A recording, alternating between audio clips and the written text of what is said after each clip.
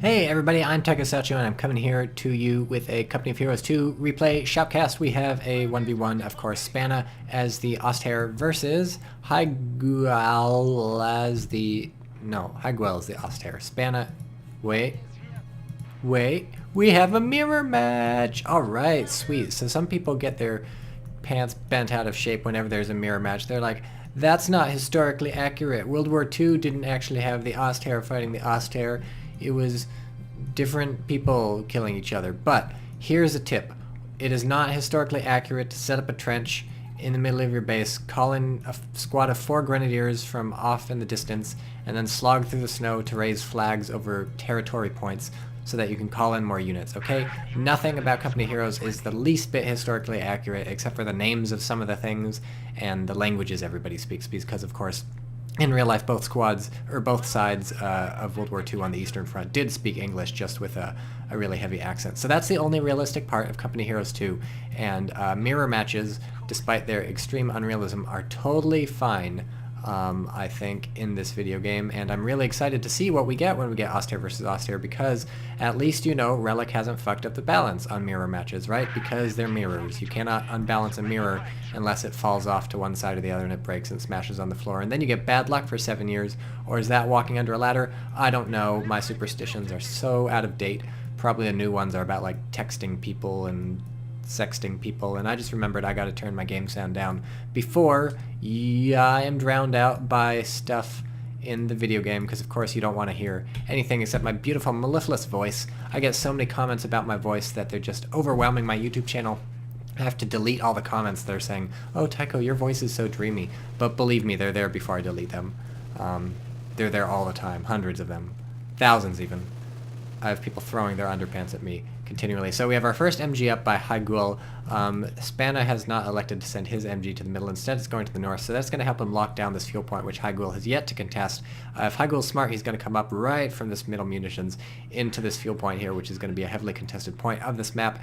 If I know Kladny Firma, and I believe I do, just got finished playing 2 games on here, and Automatch still is not giving me anybody to play against. Look at this guy setting up his little thing right in this cart. That's a pretty sweet thing. It's like funneling his bullets down. And so a wonderful setup by Spanna on this machine gun. Catches Hyguel just like Hyguel caught Spanna in the beginning. So I'd say, well, in some ways Hyguel got the better of it because he killed a guy when he forced Spanna off, but in other ways Spanna got the better of it because he managed to capture the fuel with his machine gun, and only his machine gun, freeing his freeing his pioneers to go up here to capture stuff, whereas Hyguel had to concentrate a lot of stuff here and to cap this middle munition. So in terms of capping, numlock's on because I was just playing the video game, so I'm fine.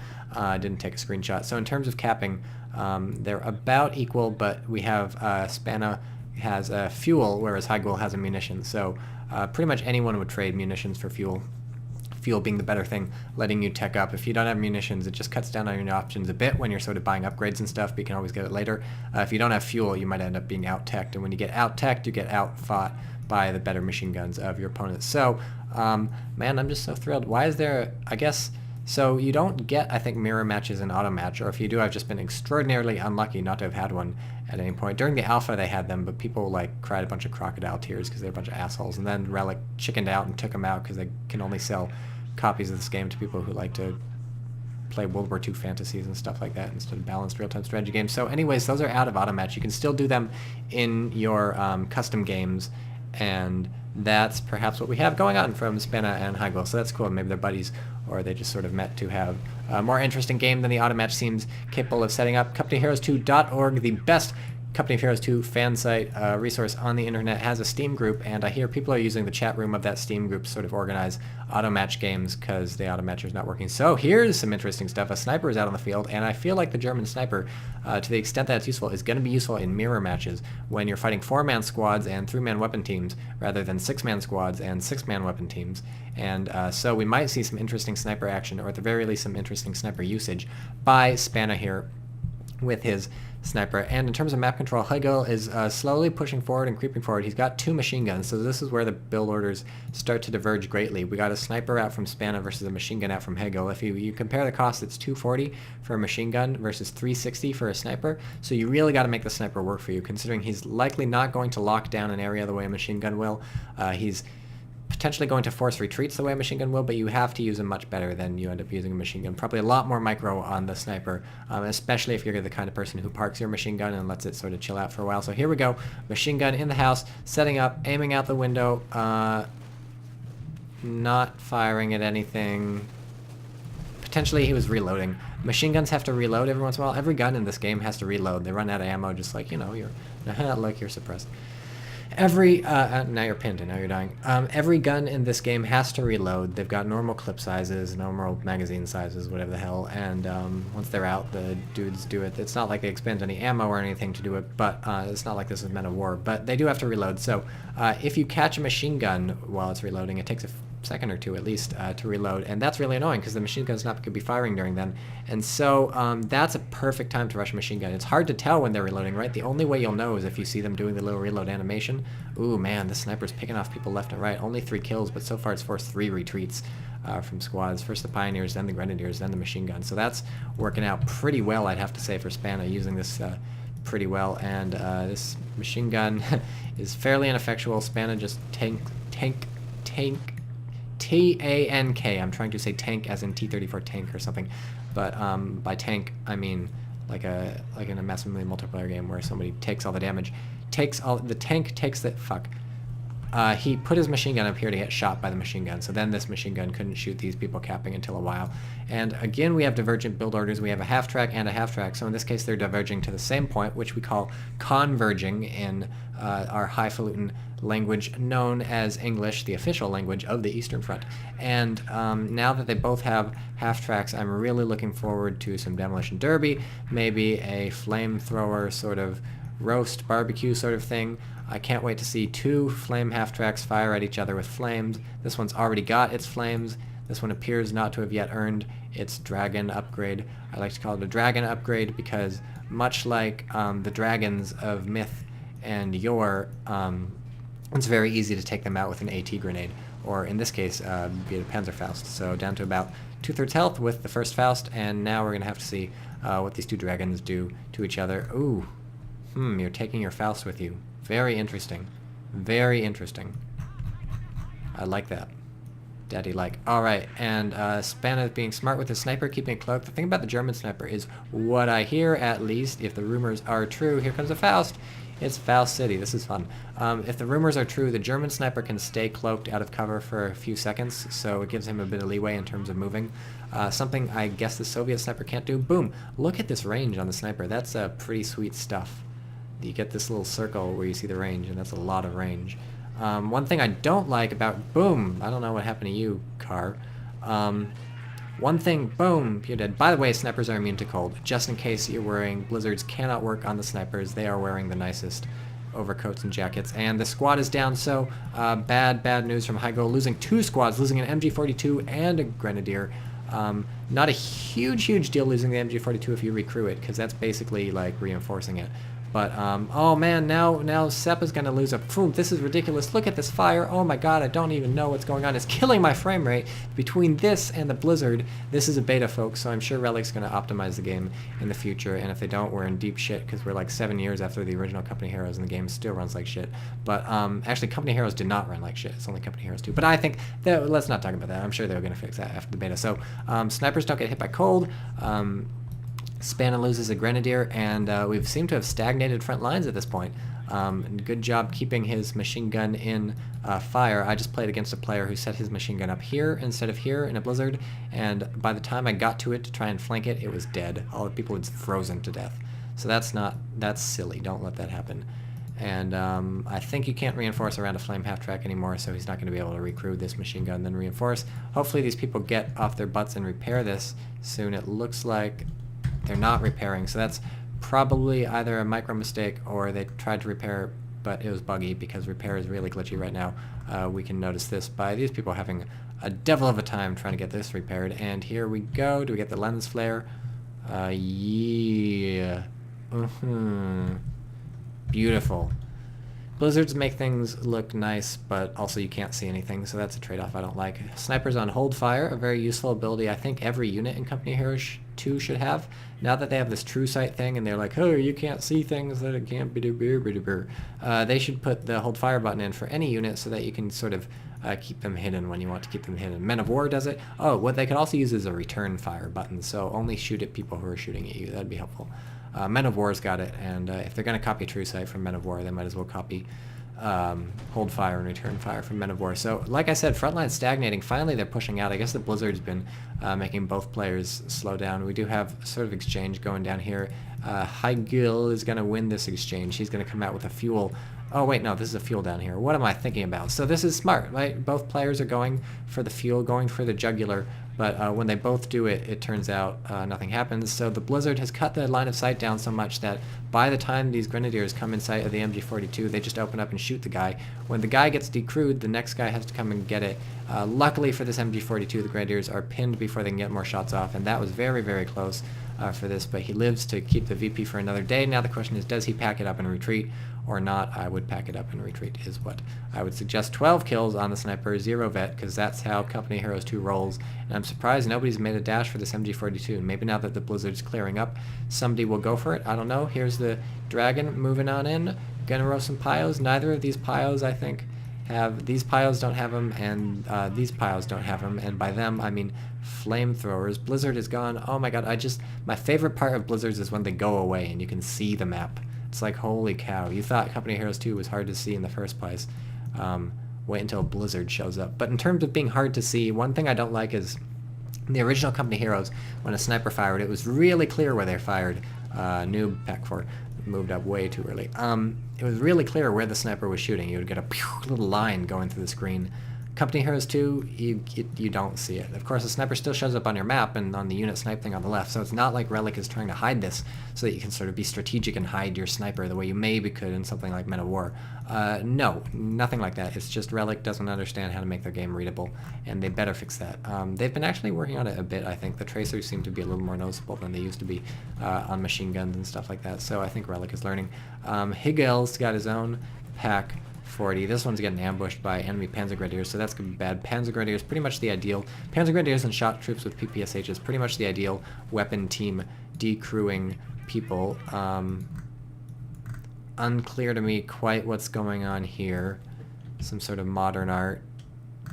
This is hypnotic. There's a thing going on in the middle where the flame half-track is roasting the Pack 40, but I just can't stop watching this.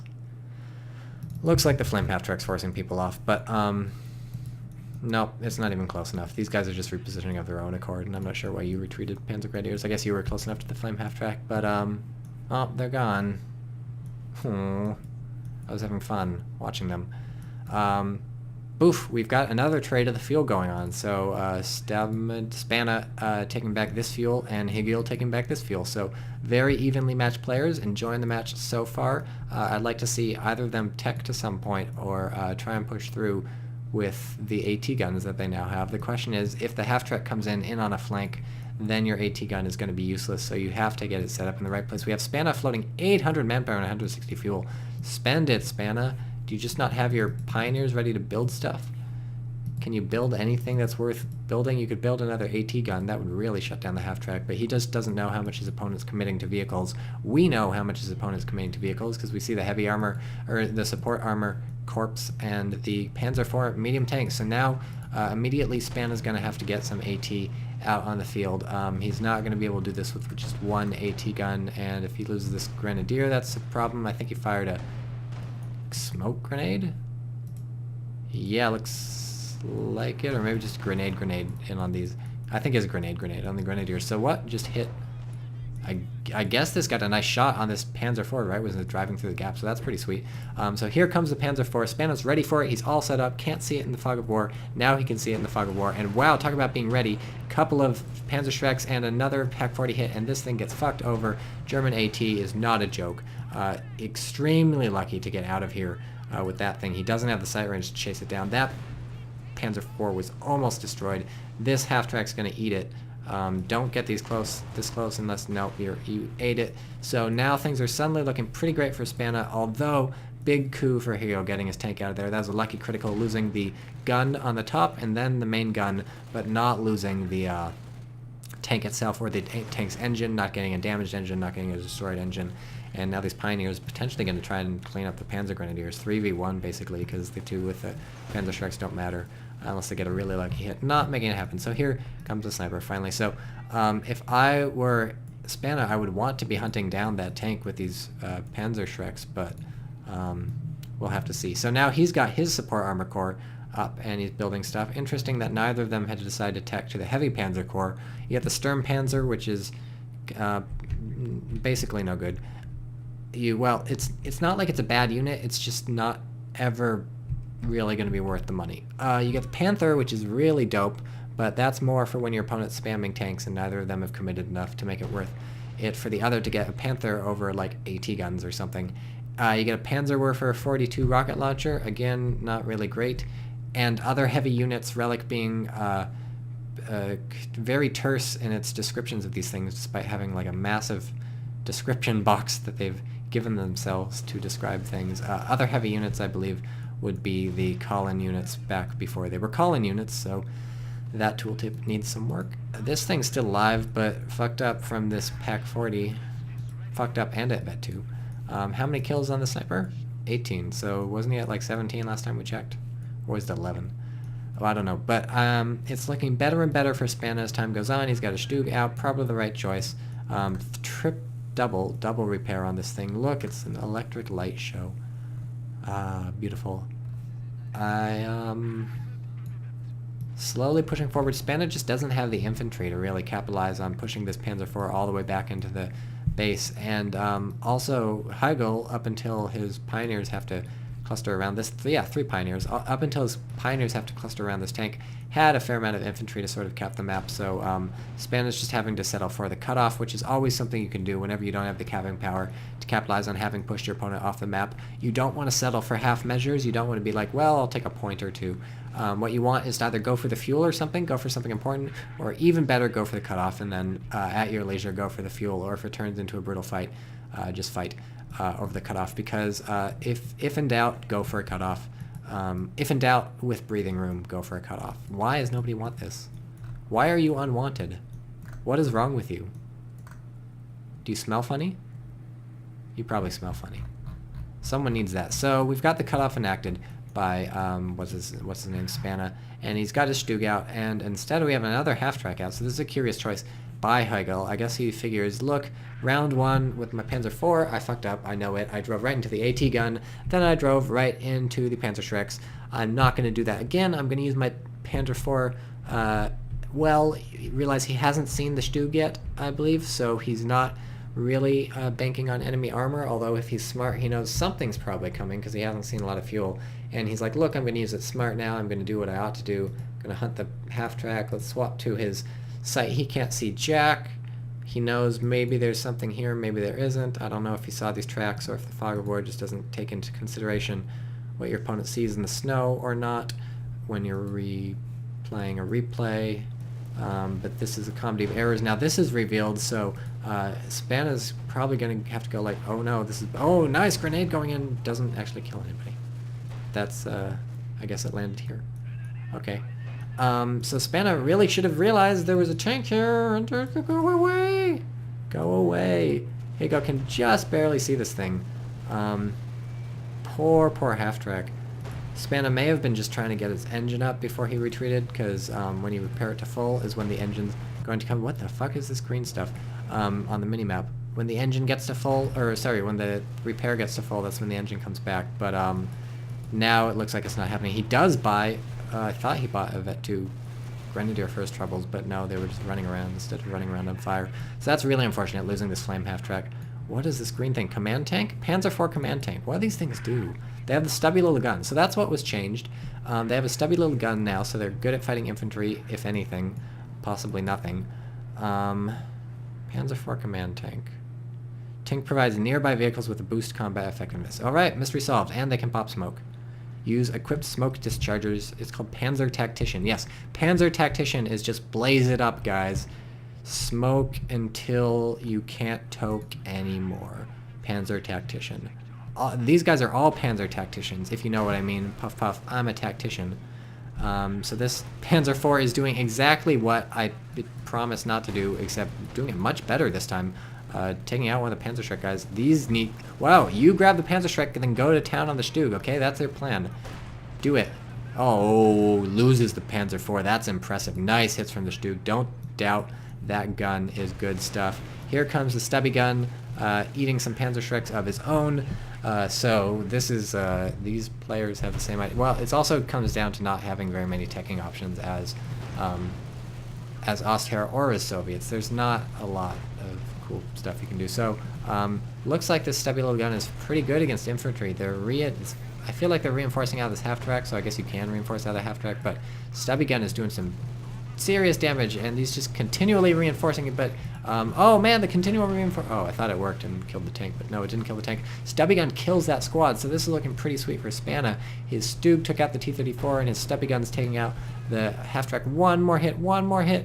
No, I guess it can't shoot through this tree line. Go figure. This almost died. So looking pretty great for Spana, except for Hygul's getting some good map control, and he's got that Panzerschreck, and you never doubt the power of the Panzerschreck. Spana again setting up the cutoff, so that's good stuff, although this time it's not cutting off anything. He's got the field down here. Does Spana... Oh, I just hiccups. Does Spana have any pioneers on the way? Yes, he's got pioneers on the way to repair the stubby gun, and still Mr. Sniper's alive, although now he's up to 18 kills. I feel like every time I click on him, it's gone up by 1.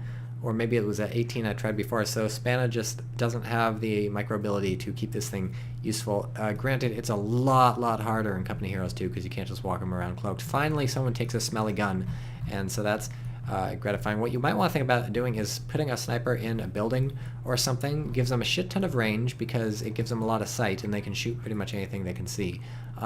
Good job also here, Spana moving his stubby gun into the capture radius so that he could repair it and capture at the same time, double team. Should maybe think about capping this with his sniper. So the thing about a sniper in a building, since buildings are so resilient, yes, your sniper's still pretty vulnerable, just like in the original Company Heroes. Since they're not cloaked, your opponent knows exactly where to shoot, and just if they get lucky with a few shots, your sniper's health is going to go down. But given the small size of the Ostheer squads and the very long range of the sniper, you can count on picking 1 or 2 off before they even get to you. So there you go. Artillery barrage incoming. Is it coming in the sniper? Yes. Does Spana see? No. This could be ugly. Could be ugly. This is a light artillery barrage, by the way. You can tell it's not the most impressive of things. One of them lands near the sniper, hurts him a bit. Keep in mind the sniper has half health compared to every other infantry, and doesn't even matter, although he's no longer capping. So I guess that accomplished one something. But there you go, light artillery at the from the Jaeger infantry doctrine. This light artillery barrage really only useful for area denial. Not a lot more than that. Don't know what this machine gun's plan was. This is a really weird color on the minimap, I have to say, to show the command tank's reach. I don't mind. I'd rather ugly colors than colors I can't read, which is what we've had in Company Heroes 2 for a lot of the stuff. I'm so glad they changed it to blue versus red. If you go find any pictures of the alpha, if you Google Company Heroes 2 UI, one of the pictures that'll come up is the old Alpha UI, which is pretty much what this is, except it was green and red instead of blue and red. Oh boy, that was a bad idea. I think this green's probably a holdover from that, but that was a nightmare to read. So these guys briefly decide to leave the battle and go join some sort of less damaging fight, but now they've come to their senses, turn around, and they're ready to go.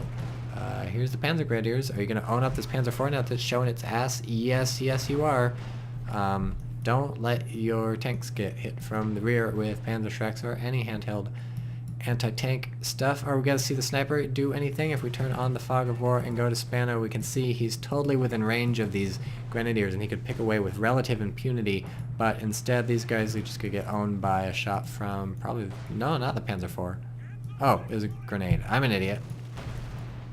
So some serious back and forth. Stubby gun down here. What's he cost? What do you cost, Stubby gun? Panzer IV medium tank. 560 and 140. That's a fucking expensive command tank. 560 manpower and 140 fuel. Look at what it costs for a Panzer IV. 480 and 120. Why would you ever buy a command tank? Jesus, that's got to be only for team games, or it better do a lot for whatever vehicles are in its same sector. Cause like, jeez, that's expensive compared to a Panzer IV. Why'd they change it to a stubby gun? That's one of the latest patches. Like, why make it worse? It's got to do something amazing to vehicles, or maybe it's great in team games or something, but we're in a 1v1, so the seems to me that the only advantage of buying a stubby gun is if you're up against a ton of infantry, or you just need it right now, right here, right now, because that, of course, it's a call-in, and so you'll get it right here, right now. Let's take a look at the VPs. Look, they're both at about 300. Hooray. Are these guys going to shoot down the hill? Well, they'll try, so that's better than most people. It can be really weird to try and shoot down this hill. The line of sight is very bizarre. Sometimes you can't do it. You can still see stuff down the hill, but shooting is a whole nother matter. Between this and the middle of Pripyat, the Company of Heroes 2 engine just has a lot of issues with like height transitions and shot blockers and stuff. True Sights seems to have really accentuated the issues. Relic doesn't want to design maps around this when they really ought to. Angeville and Samoa don't really have these issues, or Langra from Company Heroes 1 don't really have these issues. Meanwhile, we have a tank up here. Can it shoot down there? No, apparently not. Can these ones shoot up here? No, apparently not. Can these guys shoot down? No, apparently not. It's just really weird. Why can't they? That's like a tiny hill. You could climb that on accident. You could be like, what just happened? Oh, look, I climbed a hill that I can't shoot through. Inexplicably in Company Heroes. How's Stubby Gun doing? Chasing people around, having Panzerfausted out of his engine. And, kaboom, kaboom. Shaboom, shaboom. Do we have two Stubs? Yes, we do. This one's just hanging out in the middle. I have no idea who to call the game for. I feel like Higo's been on the back foot for quite a while, except doing pretty well in terms of territory control. Neither player seems to be really making a territory work for them. I'm not sure why that is. I suppose they're more or less matched up. Finally taking out this half-track. The AT gun getting massive damage in on the Duke. He'll have to pay that back by coming in with these Panzer Grenadiers. Don't know what these guys are doing except throwing a grenade. That might have been worth it, but almost lost the squad. Chasing down these... Oh, two AT guns. That's why this dude got crushed so fast. These Panzer Grenadiers out of their element. Again, probably going to throw a grenade. A bundle grenade. Are we going to see you toss a grenade?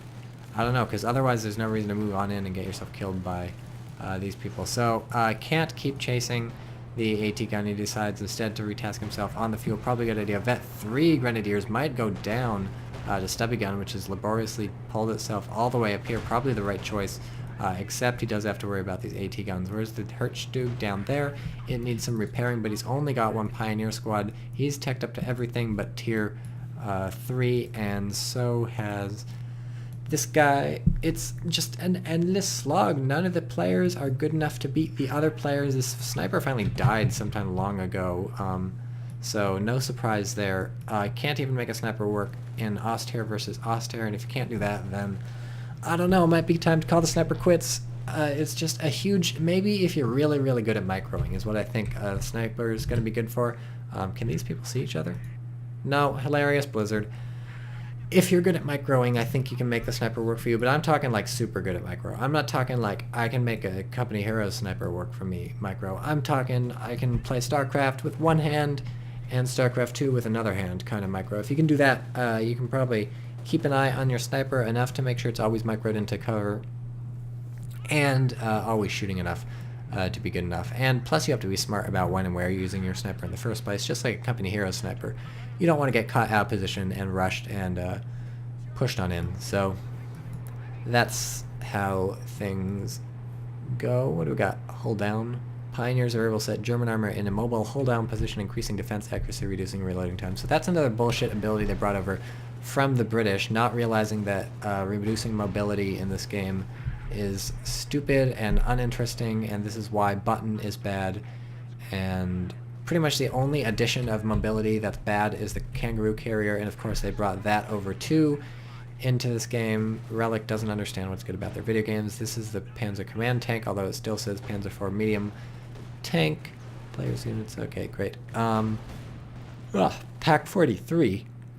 This is another thing brought over from the British. It's like their 17-pounder AT gun emplacement, but smaller, and it still can't move. It's just a big fuck-off AT gun.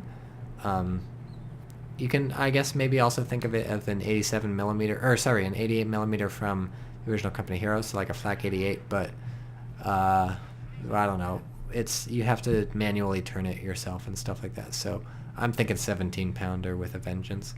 And finally, railway artillery support. These are huge guns in real life. The Company Heroes 2 official Twitter was tweeting about these things a while ago. They're just big things, and they're on a train track, and that's exciting. World War II is weird, man. We built so many crazy weapons, and the Soviets and the Germans. It was a mess. So let's check out Jaeger Infantry Doctrine. Is it doing anything for him? He doesn't have G43s on any of his troops, running kind of low on squads now that you look at it.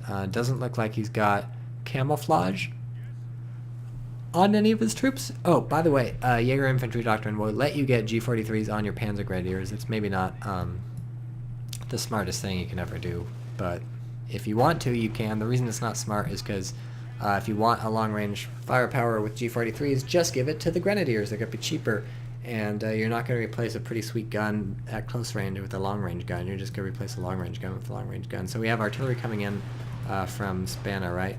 This is the railway artillery. See, I told you it was a big fuck-off shell. Look at that. 1. There's supposed to be 3, right? 2. It's good to look at, not much more. If this hits anything, though, it's fucked. Like, totally. 3? Don't drive your Stugan. Isn't there a third coming? 3! Yeah, so anyone stupid enough to stick around after the first one, chances are they'll maybe get nailed by the second. If you're stupid enough to stick around after the second one, you're going to get nailed by a third. But they come in like 40-second intervals, so there you go. Now you know if you see those, that's a railway thing coming in. Once you see the first, GTFO. But that was a pretty tight cluster. 1, 2, 3. So you don't have to worry about too much spread once you see them coming. Go, go, go. Alright, I'm sorry I'm yawning. This game is not boring. It's just late where I am. Still, again, it looks like Spana's always sort of slightly on top. The VPs are reflecting this. Higul... we have a light artillery barrage. Let's look at this. Higul is slowly... Whoa, did someone build a fire? Must have. Fat lot of good that did you. It's going to get light artillery to death. Because, as we all know, 2 direct artillery shells is what it takes to wipe out a campfire. But not the one 6 feet to the left. What was I saying? Oh, yes. So, Spana's been doing a better job getting things capped and also going for the decap. I think this is... Let's switch over to Higel. Probably just a reflection of Higel's squad preservation not being quite as good. So, Spana, with these extra troops, is able to capture more of the map, able to hold the VPs more often. And so, Higel down to 183 versus Spana's 315. So, unless he can pull a comeback, it's going to look bad for... Higel. His chances of coming back into this game are waxing and waning, and mostly they're the waning, not so much with the wax. So it's weird that they're still fighting over fuel. I guess they aren't really. Higel or Spana just sort of backcapping this fuel. We have 340 fuel floating for Spana and 143 floating for Higel, so that's not... Oh, why do I shoutcast late at night when I get sleepy? This is a bad idea. Oof. Yeah, I really feel like Higel's getting penned in. Look at this map. What could he be doing in this situation? He's got the fuel for a vehicle, so... that plus an AT gun, or just crew an AT gun. Yeah, what you really need, I guess, is infantry. Recrew some of this stuff across the map. There's this thingy and the AT gun at the top and this thingy. That would help him lock down part of the map, so... even though in Company Heroes 2 the dynamics really fucked up and it's sort of not too tough to take on an MG42 with a solo infantryman, which really messes up the game, but assuming it's not trivial to do that, so assuming that your MG42 is able to lock down some points the way they could respectably in the original Company Heroes and the way they still sort of can in Company Heroes 2, nice grenade going in. Oh, push, shoosh. That's 2 Panzergren squads down, 1 for each player. This is just a brutal match as civil wars so often are. Germans with a ruthless efficiency of wiping each other out. I would expect nothing less from Heroes of the Reich. And, man, Imperial Dane would jizz himself because these guys are both Germans. But, what was I saying? Oh, yeah, so... No, God, I lost it. It'll come back. Oh, right, so lock down the points with the MG42s as best as you're able to. Find a nice little corner, set them up, and lock down a VP or fuel or something. That will give you the breathing room to... Oh, give me the breathing room to yawn. I'm putting everybody to sleep. I'm sorry. So, oh, here we have a Panther. This could turn things around. Okay, but so before the Panther comes out, and I have to talk about that'll give you the breathing room to cap more of the map for two reasons. One, it's going to force people off whenever they get stuck, pinned by the MG42. Then they're going to have to retreat. That's going to take a lot of time for them to go back to their base. So this will give you time to move out and spread out onto the map. And number two, it's just going to tie up enemy units, right? Because they're going to be busy fighting your MG42. So even the Mighty Panther cannot hold up to the attack of the Panzer Shrek, so it's going to have to pull back and maybe get repaired. It is upgraded with the pintle-mounted MG42, so that's nice of it. Panzer IV still needs repairing, so this is Higgle's way back into the game. Panzer dominates almost all tanks. I'm trying to think of a tank the Panther, my bad. I'm trying to think of a tank the Panther doesn't dominate, and I'm coming up empty. You might say IS-2, right? Maybe.